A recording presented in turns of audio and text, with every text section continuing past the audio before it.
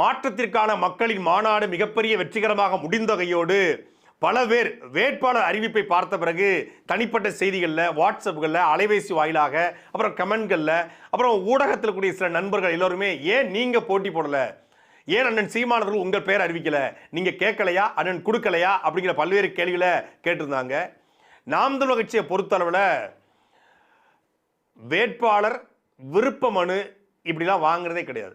இப்போ ஒரு தொகுதியில் ஒரு 50 பேர் விருப்ப மனு கொடுத்து அந்த 50 விருப்ப மனுவில் ஒருத்தனை தேர்ந்தெடுத்து இவர் இந்த சமூகத்தை சார்ந்தவர், இந்த தொழிலை சார்ந்தவர், இவருக்கு இவ்வளவு சொத்து மதிப்பு இருக்கு அப்படின்னா சீட் கொடுக்குதில்ல.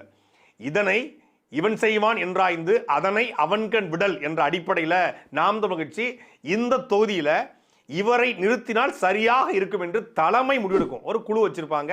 அண்ணன் சீமான் முடிவெடுத்து அவர்கிட்ட சொல்லுவார், இதை இவர் சரியா இருப்பாருன்னு பாருங்கன்னு சொல்லுவாங்க. அதுக்கு பிறகு அந்த பரிந்துரை பட்டியல் அனுப்பப்படும்.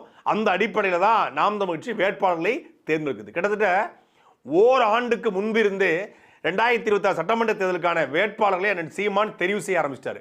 எனக்கு தெரிஞ்சு ஒரு 6 மாதத்துக்கு முன்னாடியெல்லாம் சீதாலட்சுமி அவர்களை வேட்பாளர் அறிவிச்சிட்டாரு.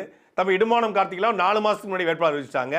அதே போல் தூத்துக்குடி தொகுதியில், அப்புறம் திருநெல்வேலி அக்கா சத்யா அவர்களை, தஞ்சாவூர் பகுதியில், இப்படி திருச்சியில் ஜல்லிக்கட்டு ராஜேஷ் அவர்கள் ஒவ்வொரு இடத்துல அவர் கூட்டம் போடும் போதெல்லாம் இந்த கடலம்மா மாநாடு, தண்ணீர் மாநாடு, மலைகளின் மாநாடு, மாடுகளின் மாநாடு, இப்படி ஒவ்வொரு மாநாடு போடும்போது அந்தந்த பகுதிகளில் கூட்டம் போடும் போதெல்லாம் வேட்பாளர் அறிவிச்சு வந்திருக்கிறது.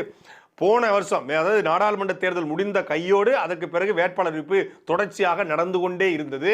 அந்த அடிப்படையில் தான் 234 வேட்பாளர், கிட்டத்தட்ட 180 வேட்பாளர் களத்தில் இருந்தாங்க.